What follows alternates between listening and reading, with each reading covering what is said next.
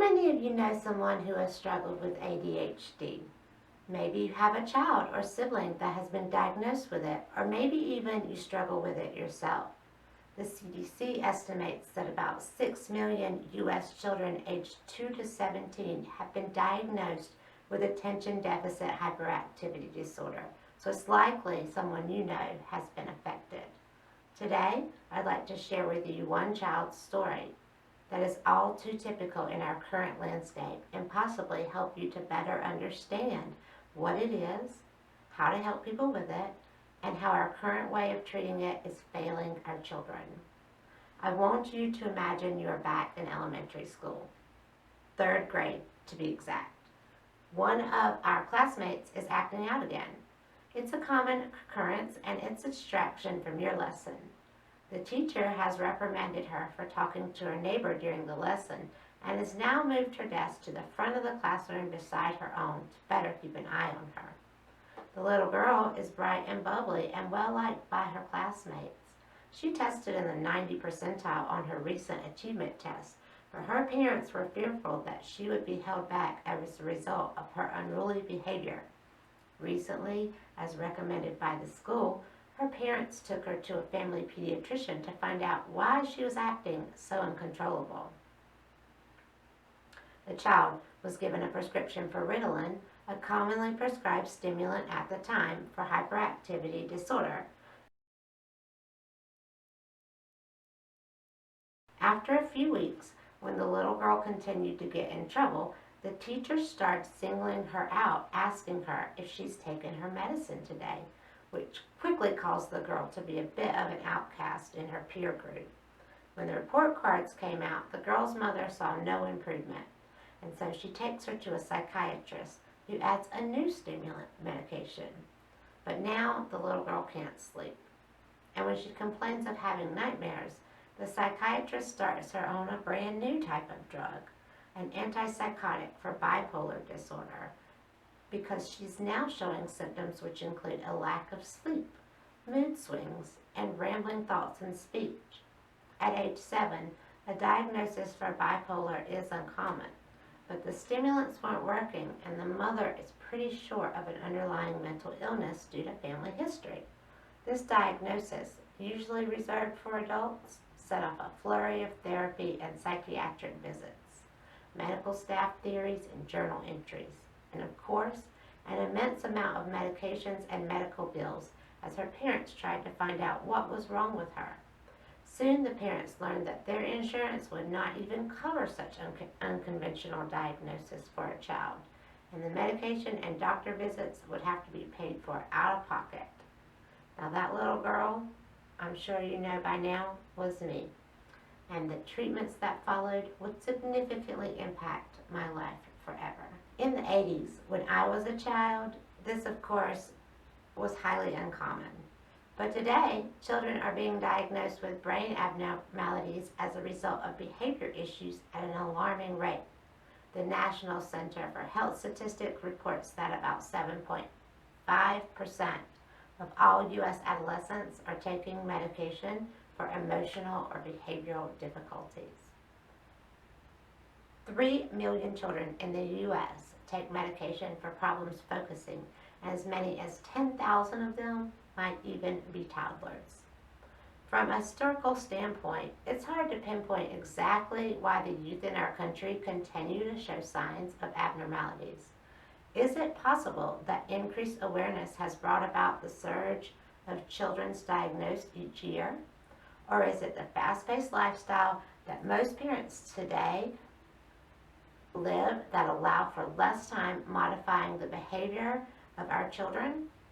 Indeed, the American Academic of Pediatrics suggests behavior therapy as a recommended first line of treatment, stating it should be tried before medication. Though less than 1 in 3 with a diagnosis are reported to have received both medication and behavior therapy.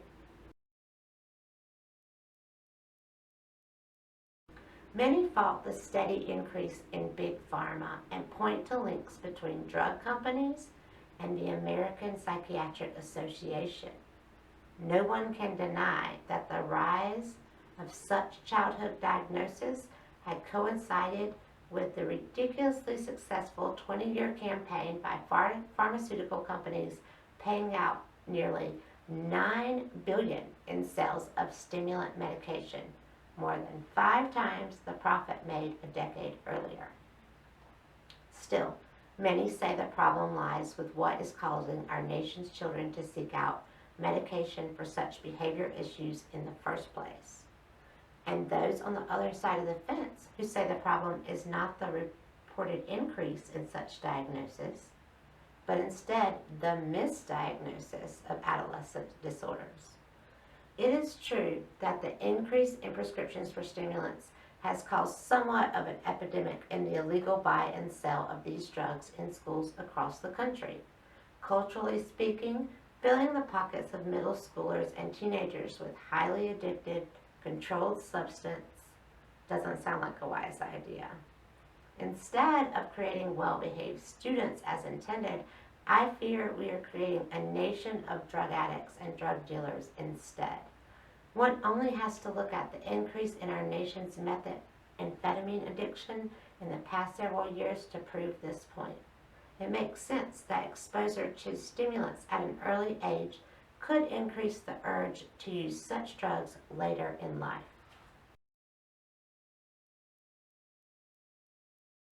Adderall, the most widely prescribed ADHD medication today, is very similar to methamphetamine. Adderall contains primarily dextroamphetamine salts.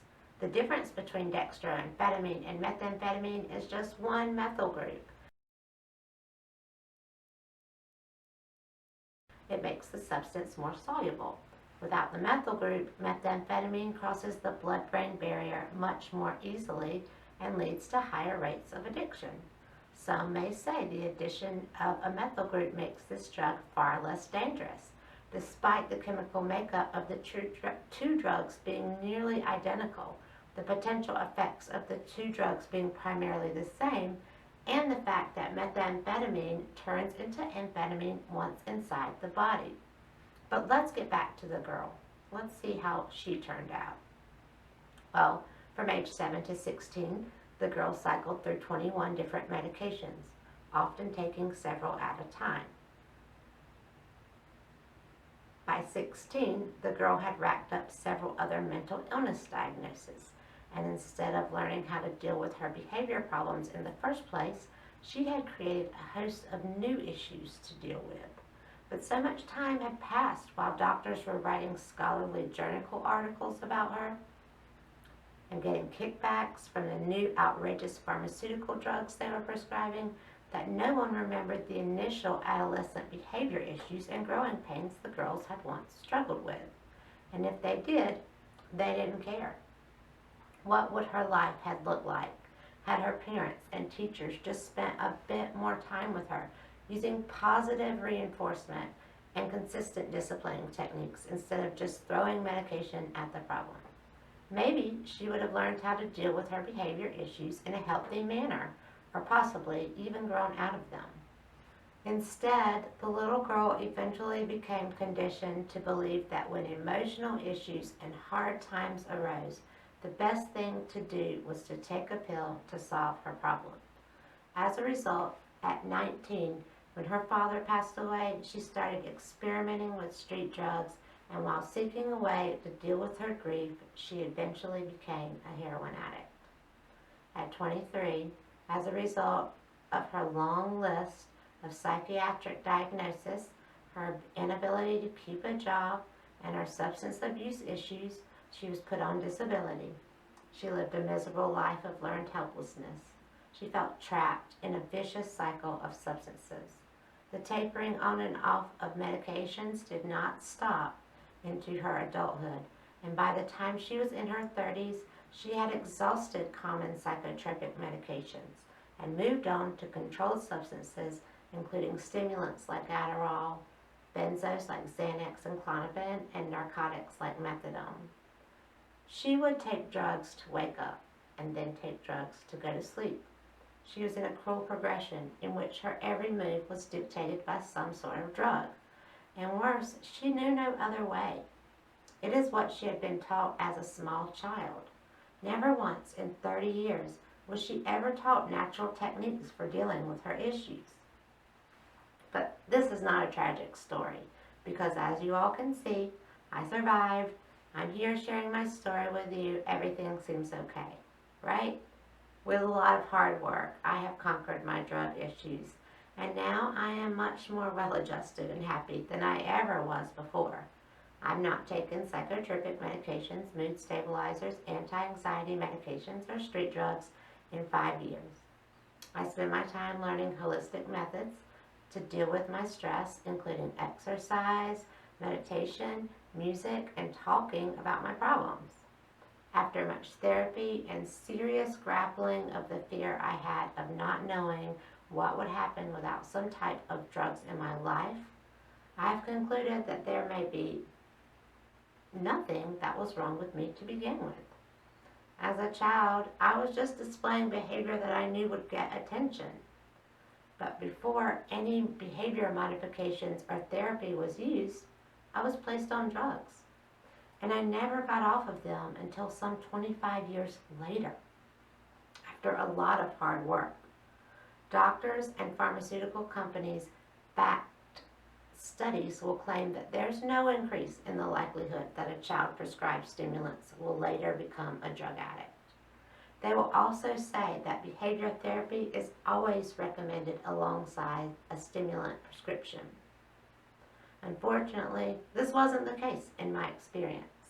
How many others have the same story as me, yet are ashamed to talk about it, or are still in the never-ending revolving door of antipsychotics, anti-obsessives, and antidepressants? Are we not people, but just puppets for the pharmaceutical companies to try out their new medications on? Since the 80s, there has been a tremendous increase in the amount of psychotropic medications created and the lenience for which they are prescribed. The studies are still out. Many of us who picked up the tab of overzealous doctors when we were children are just now paying the bills as adults. Who knows what would have happened had we just been taught the right way to deal with life as opposed to being told to take a pill. So, what can we do? Well, we can first stop putting our children on psychotropic and stimulant medications when they misbehave. We need to look at it as an opportunity to teach our children how to behave without medication, as our ancestors have done before us. Recent university research suggests that ADHD is not a disorder at all, but rather a byproduct of the stagnant civilized society we've created. In the nomadic societies of our ancestors, what is now called ADHD was a necessary trait for survival. It kept hunter-gatherers from falling asleep, helped them find food, aid in learning, and generally kept them alive longer than those without it. Schools and teachers should be trained in novel ways to handle the ADHD child. To combat the problem of labeling theory or self-fulfilling prophecies, parents, teachers, and children should be taught that ADHD is not a flaw, but rather a strength. The way society looks at ADHD needs to be changed. Medications should be used as a last-ditch effort only. Behavioral therapy and holistic methods should always be the first route, and restrictions should be put on the number of prescriptions that can be written for stimulant-based medications, and then only by ADHD specialists who have been given specialized yearly training. By no means should a parent be able to go to a doctor and walk out of the office that day with a prescription for Adderall. All other options should be exhausted first by parent, teacher, and child. Such restrictions have been placed on narcotic pain medications in recent years to combat illegal sale and use. Why should we view ADHD medications as any different? Medications should never be viewed as a quick fix or cure. Any medication. Therapy is a benefit in itself and should not be regarded as only a course of action for people with a problem. It should be embraced by all of society. If we were to view techniques such as meditation and mindfulness, and possibly even teach them in school as some Eastern countries do, imagine the type of children we would be raising. Positive social change is inevitable if we are to view our nation's ADHD epidemic in such a way. Children with ADHD are just as capable, if not more so, than children without. Next time you reach for a pill to hand to your child, think of my story and please try something else first. If you want more information on behavioral therapies that work for children like me with ADHD, check out the Association for Behavioral and Cognitive Therapies at abct.org. Or you can check out my very own podcast by searching for Capable of Change on YouTube, where I discuss proven holistic techniques to overcome any pattern of toxic behavior. Thank you.